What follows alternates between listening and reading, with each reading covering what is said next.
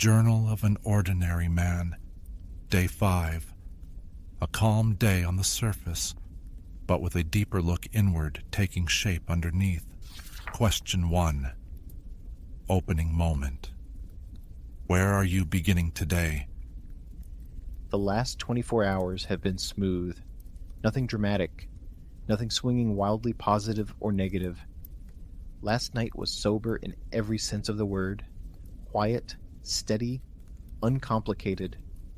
My wife, my youngest daughter, and I went out for a nice dinner, and it just felt good. Simple good. No tension, no conflict, nothing lingering in the background waiting to be addressed. Just family, conversation, presence. It's amazing how healing normal can be when life has been emotional for a while. Today feels like one of those days where the air is still, where nothing pushes you off center, and maybe that's what makes it easier to face the deeper parts of myself in this journal, because the ground under me is steady. Question 2. Something that made you feel good today. My youngest daughter called me this morning, breathless, excited. She's in nursing school, and this particular block of classes has been brutal.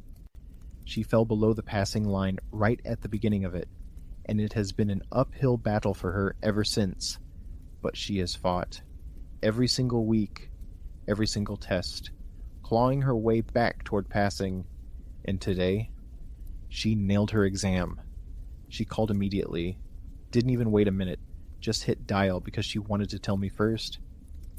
You never stop being a dad, no matter how old your kids get.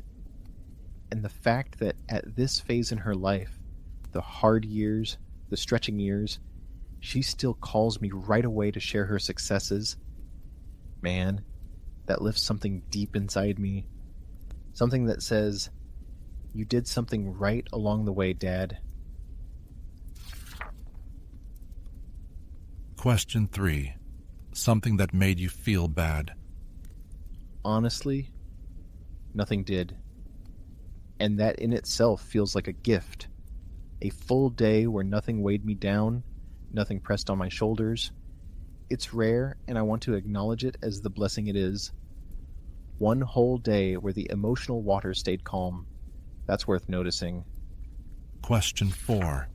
Memory or backstory. What part of your past or inner world is calling for honesty today? All right. This is the part of the journal where things get harder. As I keep writing, I'm realizing that if I don't go all the way in, if I don't expose the deeper layers, then this journal won't actually help me heal anything. At first, I tried to avoid the big issues, tried to convince myself that if I just fixed little habits, if I became more thoughtful, more patient, more intentional, then somehow the deeper issues would magically resolve themselves. But it didn't take even a week for me to realize how flawed that thinking was. There was an elephant in the room, actually 2, and I was dancing around them like if I didn't look directly at them, they wouldn't exist. Yesterday, I wrote openly about alcohol, named it plainly, admitted it sits right at the center of so much chaos in my life. And today, I have to name the other one, lust. I'm not going into details here, but I need to acknowledge it. For years, I've believed these two struggles, alcohol and lust, were connected somehow, that if I solved one, the other might lose its grip, but I can't solve what I won't face. And writing about it, putting it out here in the open for myself to see, hurts. It's humiliating. It's sobering. And it's necessary. Here's the truth. If I don't address these 2 sins, these 2 weaknesses, then the rest of the improvements I make in my life will always be temporary. It's like building a house on a cracked foundation. You can paint the walls, buy new furniture, hang beautiful pictures, but the structure underneath is still broken. So my plan, or maybe my hope, is that this journal becomes the place where I lay everything out, expose the patient, so the doctor, who is also me, can begin the healing. Not today, not tomorrow, but starting in the new year. A quiet, disciplined, determined rebuilding. Let this month, these entries, be the blueprint. And next year, let the real work begin.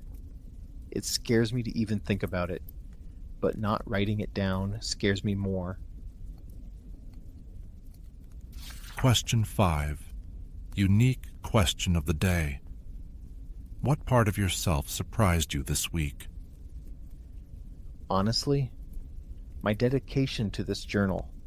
I thought this would last a day or two, maybe 3, then fade away like most attempts at self-improvement do. But here I am, several days in, and I'm leaning into it, really leaning in. Not skimming the surface, not giving half answers, but writing honestly, even when it's painful.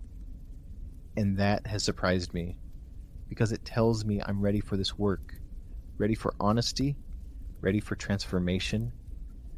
There's something inside me that feels like it woke up this week, something I didn't expect. Question 6. Where did you feel God today? Today I felt God beside me, not in some big moment, not in a crisis, not even in an emotional conversation, just near. It's strange. When I look back at calm days, days with no negativity, I can almost see him there in the memory, like replaying a video and suddenly noticing someone standing in the background that you didn't see the first time. It's like God appears in the rewind, right there beside me, quiet, steady, present, and knowing he was there, even if I didn't see it in real time, brings peace. Question 7. Bible verse of the day. Matthew 1:20-21. Joseph, son of David, do not be afraid. What is conceived in her is from the Holy Spirit. This verse leans into Christmas, but today it speaks directly into my journal, into my transition, into the unknown road I'm walking. Joseph gets a message, one that changes his entire life. He doesn't get the full plan. He doesn't get the future explained. He doesn't even get reassurance tied to certainty. He just gets direction. Don't be afraid. Move forward. And in a way, this journal is my own version of that message. I don't know exactly where this path leads. I don't know how I'll change or who I'll be a year from now, but I do feel something being conceived inside me. A rebirth, a pulling toward honesty, a chance to be saved from old sins and old habits. It's a lot to place on a small daily act of writing, but maybe this isn't small at all. Maybe this is the beginning of something God Himself is shaping. Question 8. Closing intention for tomorrow. How do you want to show up? Tomorrow, I want to get through the day with the same calm I felt today. And I want to look back tomorrow night, and when I rewind the tape, I want to see God standing in the frame again, present, steady, guiding.